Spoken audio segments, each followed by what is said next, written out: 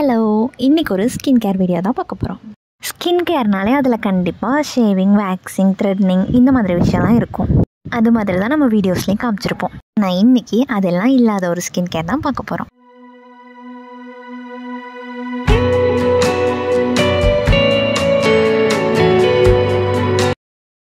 இது வரைக்கும் நான் போட்ட ஸ்கின் கேர் எல்லாமே ஸ்டெப் பை ஸ்டெப் தான் இருக்கும். Like cleansing, scrubbing, face pack, so இந்த மாதிரி. ஆனால் இன்றைக்கி இது வரைக்கும் ஃபாலோ பண்ண நிறைய ப்ராடக்ட்ஸ் எல்லாம் இல்லாத ஒரு ஸ்கின் கேர் தான் நம்ம பார்க்க போகிறோம். ஏன் இந்த மாதிரி ஒரு வீடியோ அப்படின்னா, நம்ம ஸ்கின் கேர் வீடியோஸ் இப்போ ரீசெண்ட் டேஸில் அதிக வியூஸ் போயிட்டுருக்கு. ஸோ நம்ம வீடியோவை பார்த்துட்டு இந்த மாதிரிலாம் ப்ராடக்ட் வேணும், இவ்வளோ ப்ராடக்ட் இருந்தால் தான் ஸ்கின் கேர் பண்ண முடியும், இவ்வளோ ஸ்டெப்ஸ் பண்ணணும் அப்படின்னு நினைக்கிறவங்கெல்லாம் இருக்கக்கூடாது. ஸோ எது இருந்தாலும் இருக்கிறத வச்சு நம்ம பண்ண முடியும் அப்படிங்கிறத நான் ட்ரை பண்ணியிருக்கேன். ஸோ அதை அப்படியே உங்ககிட்ட ஷேர் பண்ணிக்கலான்னு தான் நான் இந்த வீடியோ எடுத்திருக்கேன்.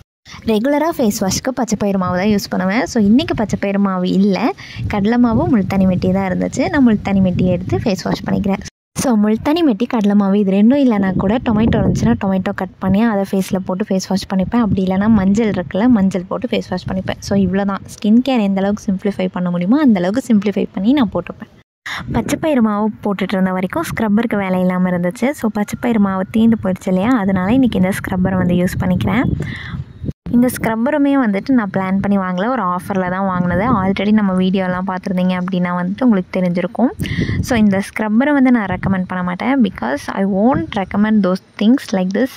எந்த அளவுக்கு மினிமலான ப்ராடக்ட் ஸ்கின்னுக்கு யூஸ் பண்ணுறோமோ அந்தளவுக்கு நம்ம ஸ்கின் நல்லாயிருக்கும். ஸோ எக்ஸ்பென்சிவாக தான் போட்டாகணும் அப்படிங்கிறது எந்த அவசியமும் இல்லை. ஸ்கின் கேர் பொறுத்த வரைக்கும் க்ளீனாக, ஹைஜீனாக இருக்குமாங்கிறது தான் முக்கியம். அதை தாண்டி எந்த ப்ராடக்ட் போடுறோம், எவ்வளோ எக்ஸ்பென்சிவான ப்ராடக்ட் யூஸ் பண்ணுறோங்கிறது கிடையாது.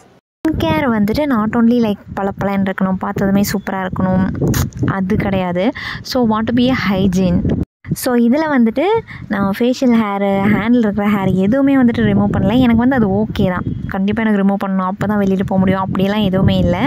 நான் எப்படி இருக்கணும், I am okay with that. I am more than confident. So நம்ம அக்செப்ட் பண்ண தொடங்கிட்டோம் அப்படின்னா everything will be fine. அக்செப்டன்ஸில் கிடைக்கிற கான்ஃபிடென்ட் வேறு எதுலேயுமே கிடைக்காது. ஸோ அதனால் அக்செப்ட் பண்ண பழகிக்கோங்க. ஸோ இப்போ ரீசெண்ட் டேஸில் இந்த லிப் ஸ்க்ரப்பர் ரெகுலராக யூஸ் பண்ணிகிட்ருக்கேன். அண்ட் இது நல்லாவே ஒர்க் ஆகுது. ஸோ ஒரு 2 வீக்ஸ் மேலே நான் ஃபாலோ பண்ணிகிட்ருக்கேன். நெக்ஸ்ட்டு இந்த hair oil application is must. Coconut oil தவிர வேறு எந்த ஹேர் ஆயிலும் நான் ஹேருக்கு அப்ளை பண்ணதில்லை. ஆல்வேஸ் கோக்னட் ஆயில் தான். And here the application is matter. நம்ம ஹேர் ஆயில் அப்ளை பண்ணுறதுக்கு முன்னாடி கீழேருந்து மேல் வாக்கில் டீடாங்கிள் பண்ணிக்கணும் ஃபஸ்ட்டு. நெக்ஸ்ட்டு இந்த ஆயிலை கொஞ்சம் ஹீட் பண்ணி அப்ளை பண்ணுறது இன்னும் நல்லது. நெக்ஸ்ட்டு ஒரு 5 to 10 minutes டைம் எடுத்து நல்லா ஹெட்டில் ஒரு மசாஜ் கொடுக்கறது இன்னும் நல்லது. இந்த மெத்தடை நான் ப்ராப்பராக பண்ணிகிட்ருக்கிற வரைக்கும் என்னோடய ஹேர் சூப்பர் ஹெல்த்தியாக இருந்துச்சு. எப்போ இதை நான் ஸ்டாப் பண்ணணும் அப்போ தான் எனக்கு ஹேர் ஃபால், ஸ்ப்ளிட்டன்ஸ், ஸோ இந்த மாதிரி நிறைய ப்ராப்ளம்ஸ் வர ஸ்டார்ட் ஆச்சு. ஸோ இந்த ஹேர் ஆயில் அப்ளை பண்ணும்போது front to back, back to front இந்த மாதிரி அண்ட் சர்க்குலர் மோஷனில், ஸோ இந்த மாதிரி எல்லாமே நம்ம நல்லா மசாஜ் பண்ணிக்கணும். ஸோ அப்போ தான் ஹேர் ஆயில் ஓவரால் ஃபுல் ஹெட்டுக்குமே போகும். ஸோ ரூட்லேருந்து தானே ஹேர் வளருது, அங்கே ஹேர் ஆயில் அப்ளை பண்ணியாச்சு, கீழே அப்ளை பண்ண தேவையில்லை அப்படின்னு நினைக்காதீங்க. ஸோ நம்ம எப்போல்லாம் கீழே ஹேர் ஆயில் அப்ளை பண்ணுறோமோ அப்போ தான் ஹேர் நல்லா ஹெல்த்தியாக இருக்கும்.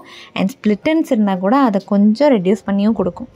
ஸோ வித்தவுட் காம்ப்ரமைஸ் நீங்கள் ஹேர் ஆயில் அப்ளை பண்ணும்போது ஃபுல் ஹேருக்குமே அப்ளை பண்ணிடுங்க. இப்போ ரீசெண்ட் டேஸில் ஹேருக்கு ஒரு ஸ்ப்ரே ட்ரை பண்ணிகிட்ருக்கேன். அந்த ஸ்ப்ரே எப்படி பண்ணணும் அப்படிங்கிறத உங்ககிட்ட காமிச்சிக்கிறேன். ஸோ இந்த ஸ்ப்ரே பண்ணுறதுக்கு அடுப்பை நல்லா சிம்மில் வச்சுக்கணும். சிம்மில் தான் கொதிக்கணும். 1 டம்ளர் தண்ணி, அதில் கொஞ்சம் வெந்தயம், அப்புறம் 3 செம்பருத்தி, அதுக்கப்புறம் ரோஸ்மெரி லீவ்ஸ். இந்த ரோஸ்மெரி லீவ்ஸ் ரீசெண்ட் டேஸில் ரொம்ப ஹைப் கொடுத்துட்ருக்கு. ஸோ அதை எப்படி ட்ரை பண்ணாமல் இருக்க முடியும். அண்ட் இதுவும் ரொம்ப எக்ஸ்பென்சிவும் இல்லை, ரொம்ப ஈஸியாக அஃபோர்ட் பண்ண முடிகிற மாதிரி தான் இருந்துச்சு. ஸோ ஹைபிஸ்கஸ் லீஃப், வெந்தயம் எல்லாமே நம்ம பக்கத்துலேயே கிடைக்கும். அண்ட் ரோஸ்மெரி 40 rupees தான். ஸோ அது எல்லாமே போட்டுட்டு சிம்மில் வச்சு நல்லா கொதிக்க விட்டுட்டு ஆஃப் பண்ணிக்கலாம். ஆஃப் பண்ணிவிட்டு இப்போ இதை தான் டெய்லியும் ஹேரில் அப்ளை பண்ணிகிட்ருக்கேன். இந்த ஹேர் வாஷ் பண்ணியிருக்கும் போதும் இல்லை ஹேர் ஆயில் அப்ளை பண்ணியிருக்கும் போதும் எப்போ வேணாலுமே நான் அப்ளை பண்ணிகிட்ருக்கேன். டெய்லி மார்னிங் போட்டுட்ருக்கேன். இதை ஃப்ரிட்ஜில் தான் ஸ்டோர் பண்ணி வைக்க முடியும், வெளியில் வச்சா கெட்டு போயிடும். ஸோ ஃப்ரிட்ஜில் வச்சுட்டு அப்ளை பண்ணுறதுக்கு ஒரு 30 minutes பிஃபோர் எடுத்து வெளியில் வச்சுட்டு அதுக்கப்புறமே ஸ்ப்ரே பண்ணிப்பேன். ஸோ இதுவுமே ஹேர் ஆயில் மாதிரி ஸ்ப்ரே பண்ணிவிட்டு ஒரு 2 to 3 minutes மசாஜ் பண்ணி கொடுத்துட்ருக்கேன். அண்டு ஃப்ரண்ட்டில் மட்டும் தான் இப்போதைக்கு போட்டுட்ருக்கேன். பிகாஸ் ஹேர் க்ரோத் இருக்கா இல்லையாங்கிறது தெரியாது இல்லையா. ஸோ ஃப்ரண்ட்டில் எங்கெல்லாம் ஹேர் க்ரோத் கம்மியாக இருக்கோ அங்கெல்லாமே நான் ஸ்ப்ரே பண்ணி ஒரு மசாஜும் கொடுத்துட்ருக்கேன். ஹோம் ரெமெடிஸ் மோஸ்ட்லி ரெகுலராக போட்டே இருந்தோம் அப்படின்னா தான் வந்து ரிசல்ட் கிடைக்கும். ஸோ அதனால் இதை வந்துட்டு நான் இப்போ தான் ஸ்டார்ட் பண்ணியிருக்கேன். ஒரு 2 to 3 வீக்ஸ் போட்டு பார்த்துட்டு அண்ட் ஹேர் க்ரோத் எப்படி இருக்குது அப்படிங்கிறத நான் உங்ககிட்ட ஷேர் பண்ணுறேன். மோஸ்ட்லி வீட்டில் இருக்கும்போது லூஸாக ஹேரை பின்னி விட்டுருங்க. ஸோ அப்போ வந்துட்டு ஹேர் க்ரோத் இன்னும் நல்லாயிருக்கும். நெக்ஸ்ட் இந்த லிப் ஸ்க்ரப்பரோட ரிசல்ட் உங்ககிட்ட ஷேர் பண்ணணுன்னு நினச்சேன். இது வந்துட்டு ஒரு 2 வீக்ஸாக ரெகுலராக போட்டுட்ருக்கேன், மார்னிங் அண்ட் நைட். ஸோ ஒரு 2 வீக்ஸுக்கே ரிசல்ட் வந்து ரொம்ப நல்லாயிருக்கு, சூப்பராக இருக்குது. It's working. ஸ்கின்னு சூப்பராக இருக்கணும் அப்படின்னா ஹைட்ரேட்டிங்காக இருக்கிறது ரொம்ப ரொம்ப முக்கியம். ஸோ தண்ணி நிறையா குடிங்க, முடிஞ்ச அளவுக்கு ஃப்ரூட்ஸ் வெஜிடபிள்ஸ் நிறையா சாப்பிடுங்க. நெக்ஸ்ட் இந்த ரைஸ் வாட்டர் வந்து ஃபேஸ் வாஷ் பண்ணுறதுக்கு யூஸ் பண்ணிக்கிறேன். இது ரெகுலராக பண்ணுறதில்ல. ஸோ எப்போல்லாம் வந்துட்டு தோணுதோ அப்போல்லாமே வந்துட்டு பண்ணுறேன். அண்ட் எப்போல்லாம் இந்த ரைஸ் வாட்டர் போட்டு ஃபேஸ் வாஷ் பண்ணுறோமோ அப்போ வந்து ஸ்கின் கொஞ்சம் நல்லா சாஃப்ட் அண்ட் சஃபலாக இருக்கும், நல்லாயிருக்கும். இதையுமே வந்துட்டு ரெகுலர் பேஸில் ஃபாலோ பண்ணோம் அப்படின்னா நல்ல ரிசல்ட் கிடைக்கும். டெய்லி அரிசி கழுவும் போது ஃபேஸ் வாஷ் பண்ணிக்கலாம். அப்படி இல்லைனாலும் ஃப்ரீசரில் ஸ்டோர் பண்ணிவிட்டு எடுத்து ஃபேஸில் வந்து ரப் பண்ணிக்கலாம், நல்லா எஃபெக்டிவாக இருக்கும். நெக்ஸ்ட் வந்துட்டு இந்த நெக்லலாம் வந்துட்டு டார்க்னஸ் இருக்கும் இல்லையா, ஸோ அதெல்லாம் ரெடியூஸ் பண்ணுறதுக்காக இப்போ ஒரு பேக் போட்டுக்கிறேன். இதில் வந்துட்டு 1 ஸ்பூன் கடலை மாவு அண்ட் பிஞ்ச் ஆஃப் மஞ்சள் தூள் வந்து ஆட் பண்ணியிருக்கேன். ஸோ இதில் தயிர் ஆட் பண்ணுறதுனால ஆட் பண்ணிக்கலாம், தண்ணி ஆட் பண்ணுறதுனால ஆட் பண்ணிக்கலாம், ரோஸ் வாட்டர் ஆட் பண்ணுறதுனால ஆட் பண்ணிக்கலாம். That's your wish. நல்லா மிக்ஸ் பண்ணிவிட்டு நெக் ஃபுல்லுமே வந்துட்டு அப்ளை பண்ணிக்கலாம். அப்ளை பண்ணிவிட்டு ஒரு மசாஜ் மாதிரி பண்ணிவிட்டு அதுக்கப்புறம் அது ட்ரை ஆக விட்டுறணும்.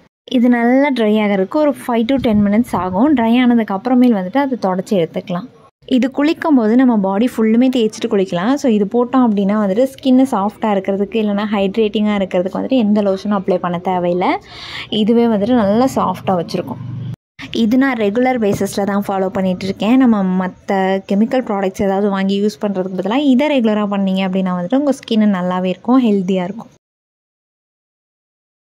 ட்ரை ஆனதுக்கப்புறமேல என்னோடய கையிலே வந்துட்டு அதை அப்படியே தேய்ச்சி எடுத்துக்கிறேன். ஸோ இந்த மாதிரி எடுக்கும்போது நம்மளோட டேன் இருந்தால் கூட அது ரிமூவ் ஆயிரும் ரெகுலராக பண்ணும்போது. குளிக்கும்போது நல்லா தேய்ச்சி குளிக்காமல் கருப்பெல்லாம் இருக்குது அப்படின்னா கழுத்தை சுற்றி, ஸோ அதெல்லாமே வந்துட்டு நீங்கள் இந்த மாதிரி ரிமூவ் பண்ணிங்க அப்படின்னா ஈஸியாகவே வந்துடும். ஸோ இதை வந்துட்டு ஃபாலோ பண்ணிக்கோங்க. இவ்வளோ தான் என்னோடய skin care routine. Tata, bye bye.